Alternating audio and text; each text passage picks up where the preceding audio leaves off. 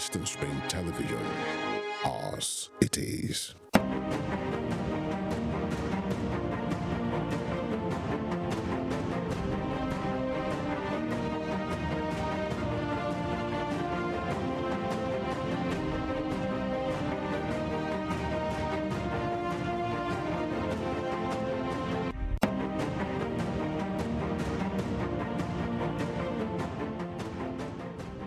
Here are the top stories of the news.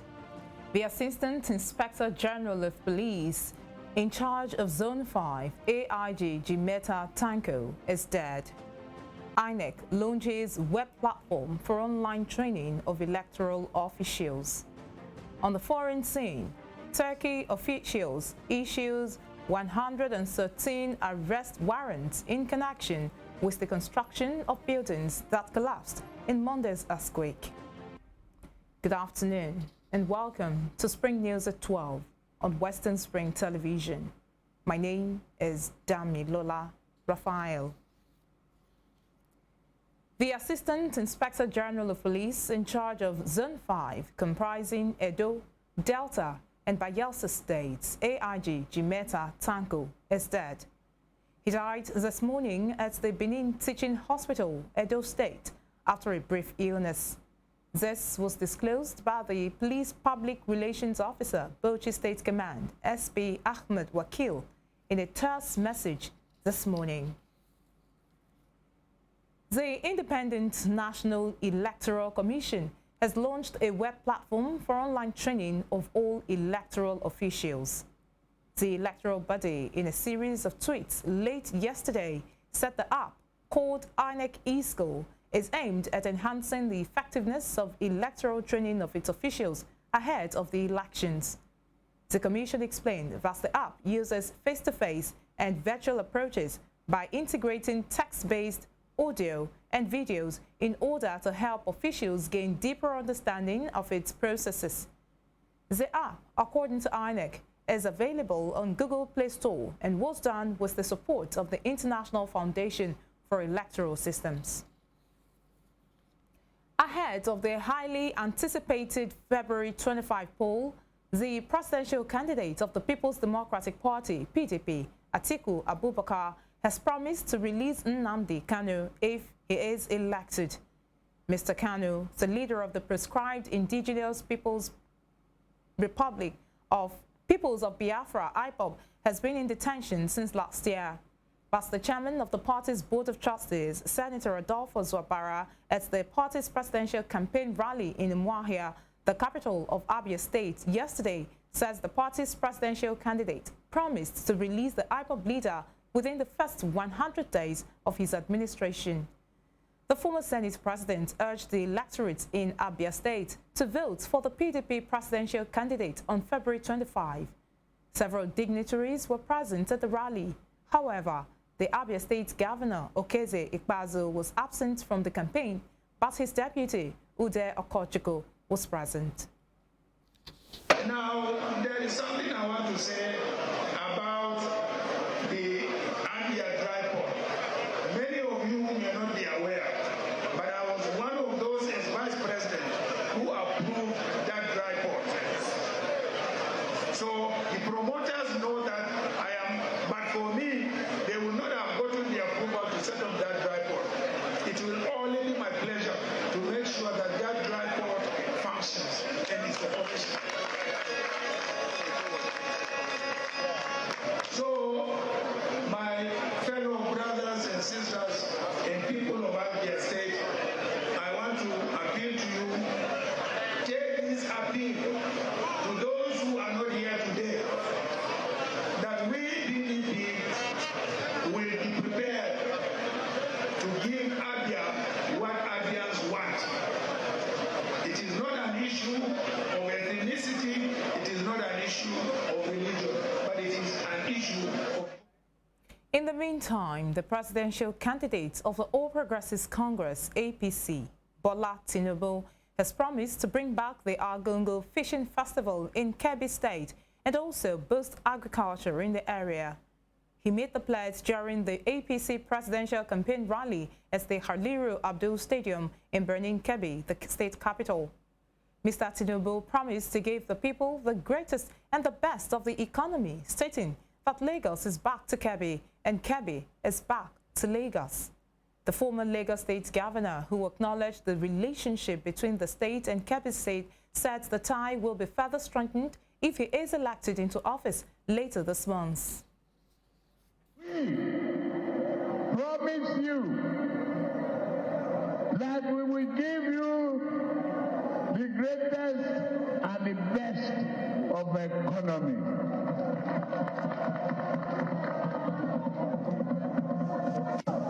Lagos is back to Kebbi.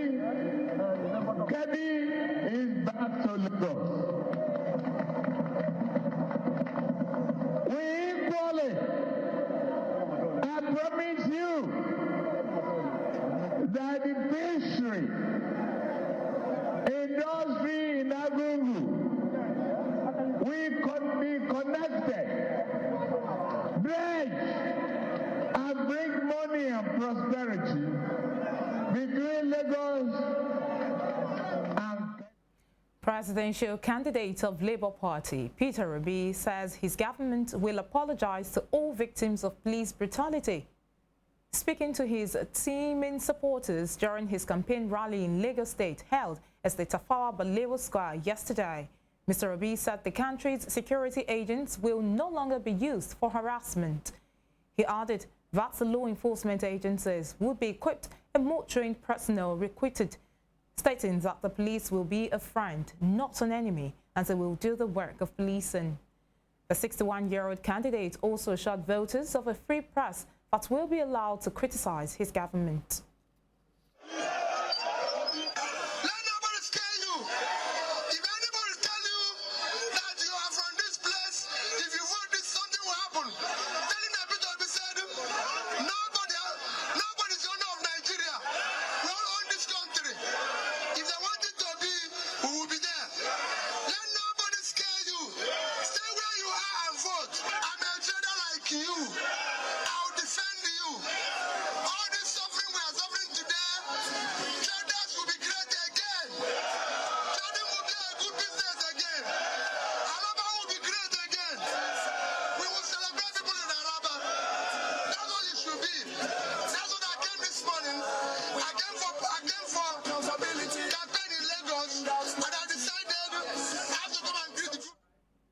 Meanwhile, police say no fewer than 4 persons were injured in an attack on supporters of the presidential candidate of the Labour Party, Peter Obi, yesterday in Lagos State.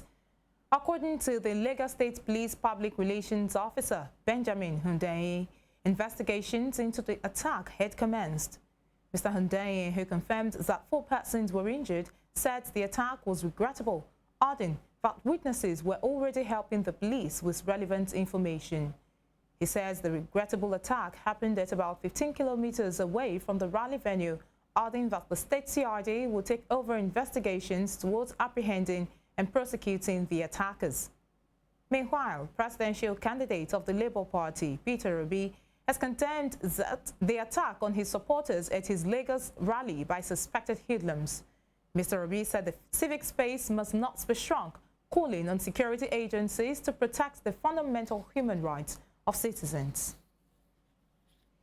Here in Osun State, the National Union of Local Government Employees, NULGE, Osun State, says it has no affiliation with any political party in the state ahead of the 2023 general elections. A statement issued by the NULGE president, Dr. Kehinde Nathaniel Ogungbangbe, indicates that the executives of the union, both at the state and local government level, is not in support of any purported meeting with any candidate of any political party for the forthcoming general elections. Mr. Ogungbangbe, according to the statement, says the union always works with any government or candidate who wins an election as declared by the Independent National Electoral Commission, INEC. He said NULGE remains a political and indivisible entity that will not be partisan in elections. The statement warns those parading themselves as NULGE executives or members to have meetings with politicians to desist from such acts, or they will be made to face legal actions after arrest. Mr. Ogungwangbe urges members of NALGE in the state to go out during the elections and vote for the candidates who will work with the present administration to fast-track development in the state. Elsewhere, President Muhammadu Buhari has said all campaign promises he made to Nigerians in 2015 have been fulfilled. He revealed this yesterday while speaking at the 7th convocation of the Federal University Oye-Ekiti, Ekiti State.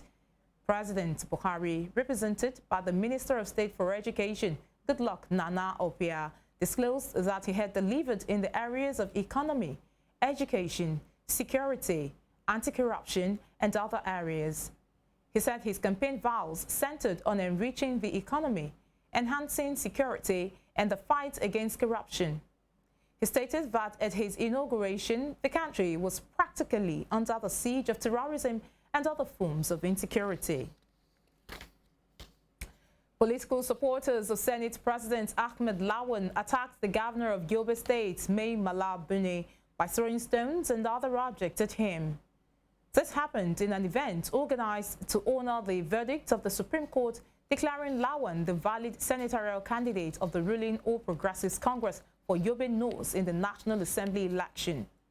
Trouble began when the governor stood up to deliver his speech. As Buni began his speech, the angry loyalists began to chant slogans of rejection. It was gathered that Buni was booed because he backed Lawan's opponent, Bashir Mashina, who was the APC candidate until the Supreme Court's ruling. The hecklers subsequently started throwing objects at the governor and other guests at the podium, forcing the rally to a sudden end while the governor was whisked away by security operatives.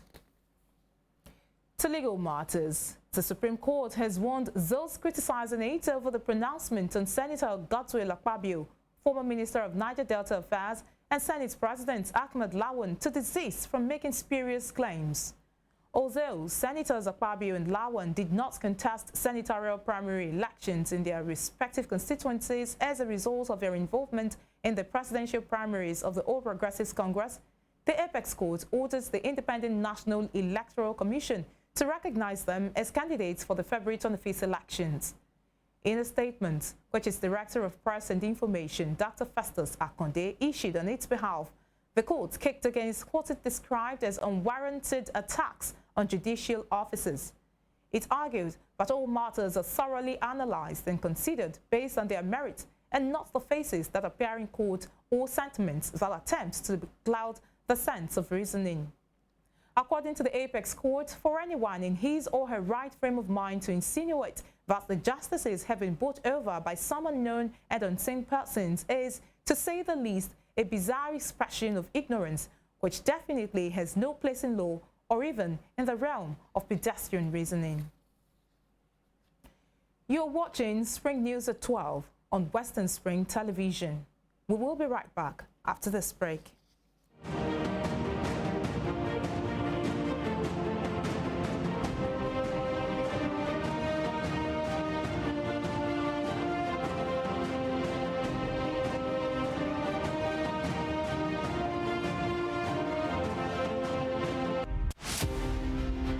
James Ajibolaige was a lawyer who obtained his first degree in classics from Nigeria's premier University of Ibadan. Born September 13, 1930, the orator and the polyglot spoke impeccable English, French, Igbo, Hausa, and Yoruba languages. His fine diction placed him among classical orators and public speakers like Cicero, the Roman orator. This attribute earned him the prefix Cicero of Esauke. He authored Kaduna Boy, an autobiography, Detainee's Diary, Constitution, and the People, among 6 other books. Bolaige was a colorful politician, elected governor of Oyo State in 1979 and appointed a federal minister in 1999. He was a pioneer founder of Afenifere, the Yoruba social, cultural, and political group. He invested his political sagacity to propel the group to the height of political leadership and decision-making in the southwest of Nigeria. Bolaige was assassinated on the 23rd December 2001. His murderers are yet to be apprehended till today.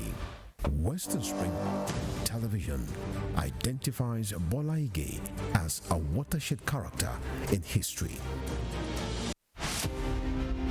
Nelson Rolihlahla Mandela was an anti-apartheid activist who gave his all for the elimination of what has been described as the world's most vicious rule of the unjust and man's inhumanity against man. He was born July 18, 1918 in Mvezo, South Africa. Educated and trained as a successful legal practitioner, he took up the gauntlet of a human activist against segregation by the minority white supremacist in South Africa. At the climax of his trial for treason, orchestrated by the minority South African government, the great crusader for democratic equality was prepared to pay the supreme sacrifice to establish majority rule in his native land. He told white jurists that if achieving freedom for his people was worth his life, he was prepared to die. Nelson Mandela spent 27 years in Robben Island, described as the most notorious prison in the world. It was from this same prison that he came out as a free man to assume office as South Africa's first black president in 1994. Western Spring Television identifies Nelson Mandela as a watershed character in history.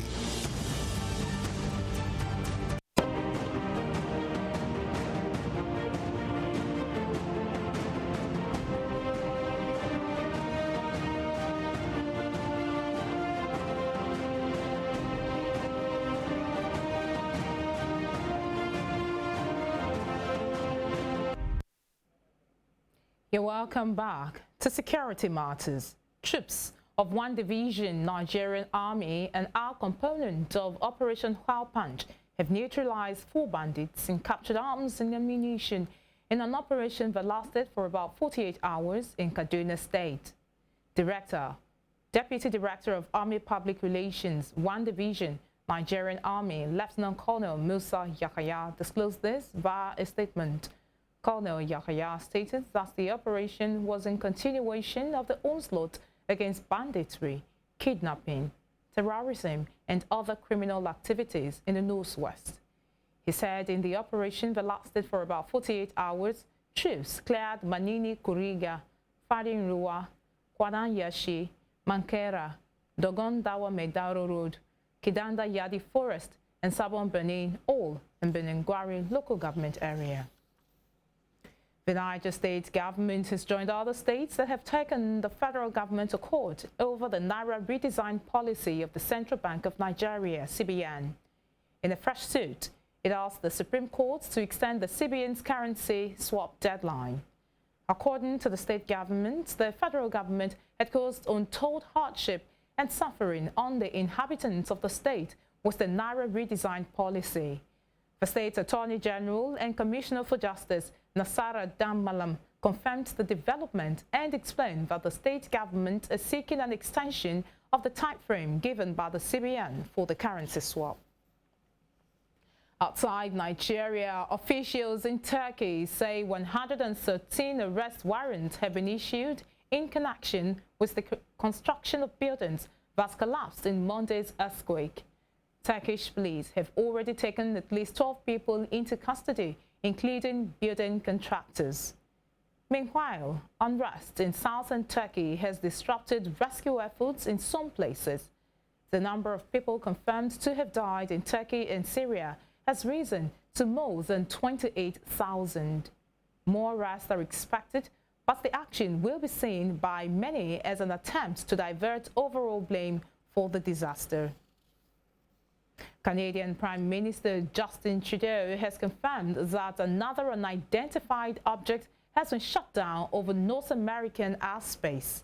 He said the latest object violated Canadian airspace and was shot down over Yukon in northwest Canada. Both Canadian and U.S. aircraft were scrambled to track down the object, which Mr. Trudeau says was taken out by a U.S. F-22 fighter jet. It is the third object to be shot down over North America in the last week. The American military destroyed a Chinese balloon last weekend, and on Friday, an unspecified object the size of a small car was shot down off Alaska. Thousands of people in New Zealand have been left without power as parts of the country and the other start of a severe storm. Gabrielle buffeted Australia's Norfolk Island overnight and has begun to lash the northernmost region of New Zealand. Forecasters have issued red, heavy wind and rain warnings for Auckland and Northland with 200 millimeters of rain and winds of up to 130 kilometers per hour expected. Evacuation centers have been set up and residents have been preparing. They have been told to ensure they have enough supplies to last 3 days in case they are trapped at home. Welcome to sports. Quarry United have announced the former wicket tourist of Bochi handler Kabil Sulaiman Dogo as the club's new technical advisor, replacing Abdulaziz Mohammed, who resigned from the position on Saturday night. The appointment, according to the club, is with immediate effect. Under Abdulaziz, Quarry United won just a match so far against Aqua United FC, drew 2 against Gombe United and Shooting Stars Sports Club, and lost the 4 others in the Matchday 7 Old Nigeria Premier Football League (NPFL). And Arsenal boss Mikel Arteta has accused officials of changing the rules after claiming Brentford's equaliser in the 1-1 draw at Emirates Stadium should have been ruled out for offside. The Gunners had taken the lead in the second half when Leandro Trossard scored his first goal for the club. But Ivan Toney levelled when he nodded in Christian Nogard's cross from close range. Toney's celebrations were delayed for a lengthy check by the video assistant referee VAR. Nogard appeared to be offside in the build-up to the 74th minute goal, while there was a suggestion Ethan Pinnock blocked Gabriel Magalhaes while in an offside position prior to that. However, the decision to award the equaliser stood, leaving Arteta frustrated. Yes, I just looked it back and it is offside, yeah. I don't know, probably they will give an explanation later on in the week, but today we haven't got any. But looking at the images, and you have to apply certain principles in defending, and you do that by sticking to the rules, and suddenly you apply different rules, then you have to change your principles. So tell us before, because then you don't hide the line in that height, because then obviously you're always going to have an advantage if you get blocked. Which action specifically are you talking about here? Was it when the header was played forward for... The action when you get blocked when you are offside. You cannot block till you are offside. And that ball goes... We also looked offside when he crossed the ball back as well. I think so. But then I'm hoping that maybe it's the camera, the visual, it looks like there are 2 actions. But I don't know. It's too late. It's fine. The goal was allowed and we dropped 2 points. Put the lines across when we saw. And before we end the news, here is a recap of our top stories. The Assistant Inspector General of Police in charge of Zone 5, comprising Edo, Delta and Bayelsa states, AIG Jimeta Tanko, is dead. The Independent National Electoral Commission has launched a web platform for online training of electoral officials. On the foreign scene, we brought you news that officials in Turkey say 113 arrest warrants have been issued in connection with the construction of buildings that collapsed in Monday's earthquake. You can follow us on our social media handles on Facebook, Instagram, and Twitter at Western Spring Television. You can also watch us live on our YouTube channel at Western Spring Television. That ends Spring News at 12. My name is Damilola Raphael. Thanks for watching. Good afternoon.